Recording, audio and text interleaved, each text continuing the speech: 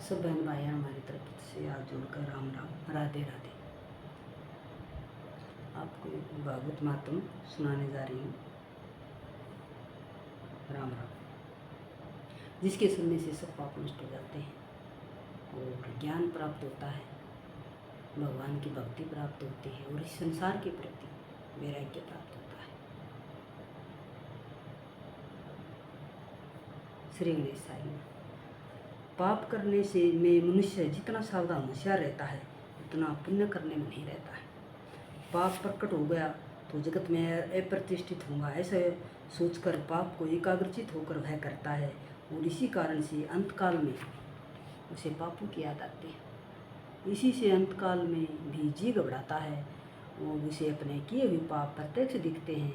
वह समझता है कि मैंने मरने की कोई तैयारी की ही नहीं, फिर अब क्या होगा। मनुष्य और तो सभी कामों के लिए तैयारी करता है परंतु मरने की तैयारी करता नहीं है। जिस प्रकार शादी की तैयारी करते हो उसी प्रकार खुशी से धीरे धीरे मरने की भी तैयारी करो। मौत के लिए सदा सावधान रहो। मृत्यु अर्थात परमात्मा को बीते हुए जीवन का हिसाब देने का पवित्र दिन। श्री भगवान पूछेंगे, मैंने तुम्हें आंखें दी तो तुमने उनसे क्या किया, कान दिए तुमने उनका क्या उपयोग किया, तुम्हें तन और मन दिए थे तो उनका तुमने क्या किया। इस हिसाब में जो गड़बड़ होगी तो घबराहट होगी ही। साधारण इनकम टैक्स से ऑफिसर को हिसाब देना होता है तो भी मनुष्य को घबराहट होती है और वह ठाकुर जी की प्रार्थना करता है कि हे प्रभु, मैंने तो अलग अलग बही बना रखी है परंतु तुम मेरा ध्यान रखना। 1 वर्ष के हिसाब देने में इतनी घबराहट होती है तो फिर सारे जीवन का हिसाब देते समय क्या दशा होगी। प्रभु ने हमें जो दिया है उसका हिसाब देना ही पड़ेगा। मृत्यु को उज्जवल करना हो तो प्रत्येक क्षण को उजागर करो। आँख का सदुपयोग करो, धन का सदुपयोग करो, वाणी का सदुपयोग करो, मृत्यु उज्जवल होगी। प्रत्येक क्षण जो ईश्वर का स्मरण करता है उसी की मृत्यु सुधरती है। श्री भागवत मृत्यु सुधारता है। रोज शमशान में जाने की जरूरत नहीं है परंतु शमशान को रोज याद करने की जरूरत है। श्री शंकर शमशान में विराजते हैं। विज्ञान के देवता होने से शमशान में विराजते हैं। शमशान तो ज्ञान भूमि है। शमशान में समभाव जागते हैं अतः ज्ञान प्रकट होता है। इसलिए शमशान ज्ञान भूमि है। जहाँ समभाव जागे उसी का नाम शमशान है। समभाव का अर्थ है असमभाव का अभाव।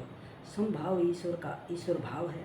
मनुष्य सब में समभाव रख कर व्यवहार करे तो उसका मरण सुधरता है।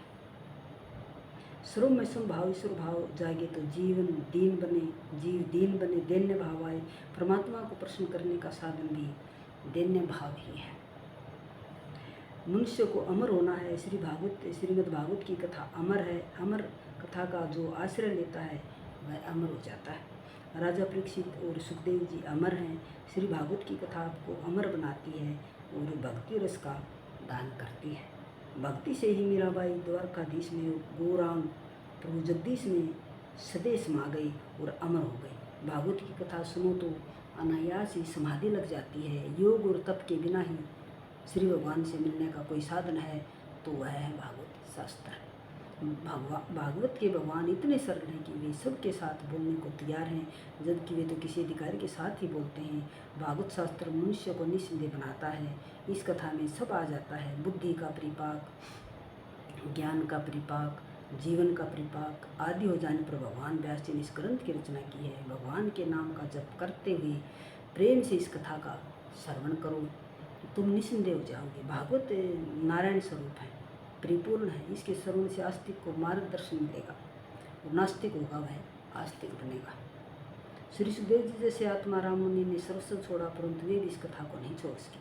आत्माराम कोटि के महात्मा भी इस कृष्ण कथा में, श्री कृष्ण कथा में मस्त बने, पागल बने। सिद्ध, आस्तिक, नास्तिक, पामर प्रत्येक को यह कथा जीवन का दान करती है। व्यवहार का ज्ञान भी भागवत में आएगा। भागवत में ज्ञान योग, कर्मयोग, समाज धर्म, स्त्री धर्म, आपद धर्म, राजनीति आदि का ज्ञान भरा है। यह एक ऐसा शास्त्र है कि जिसके श्रवण और मनन करने पर कुछ जानने जैसा बाकी रहता ही नहीं है। साधक को साधन मार्ग में कैसे कैसे संसार आते हैं, इन सब का विचार करके व्यास भगवान जी ने यह कथा रची है। व्यास जी ऐसा मानते हैं कि जो कुछ मेरे इस भागवत में नहीं है वह जगत के अन्य किसी ग्रंथ में भी नहीं है। जो भागवत में है केवल वही अन्य ग्रंथों में है। यदि भागवत शास्त्र यह परिपूर्ण नारायण का स्वरूप है, अतिशय दिव्य है। व्यास जी के आश्रम में गणपति जी महाराज प्रकट हुए। व्यास जी ने कहा है कि मुझे भागवत शास्त्र की रचना करनी है, परंतु इसे लिखेगा कौन। गणपति जी ने कहा है कि बहुत खुश, मैं लिखने को तैयार हूँ, परंतु मैं एक क्षण भी खाली नहीं बैठूंगा। गणपति जी का वाहन तो चुहा है। चूहे का अर्थ है उद्योग। जो उद्योग पर बैठता है उसकी सिद्धि और बुद्धि दासी बनती है। सदा निरंतर उद्योग करोगे तो रिद्धि सिद्धि आपकी दासी बनेंगी। एक क्षण भी ईश्वर के चिंतन बिना न बैठो। प्रत्येक कार्य के प्रारंभ में गणपति जी की पूजा की जाती है। गणपति जी विघ्नहर्ता हैं। गणपति जी का पूजन करने का अर्थ है जितेंद्रिय होना। गणपति जी कहते हैं कि मैं खाली बिना काम के बैठता नहीं हूँ। जो हमेशा कार्यरत रहता है उसका अमंगल नहीं होता। श्री गणपति जी बने लेखक और व्यास जी बने वक्ता। मतलब श्री गणेश जी बने हैं लिखने वाले श्री भागवत को, श्रीमद् भागवत को, और व्यास जी बने हैं वक्ता, बोलने वाले, मतलब सुनाई है व्यास जी ने।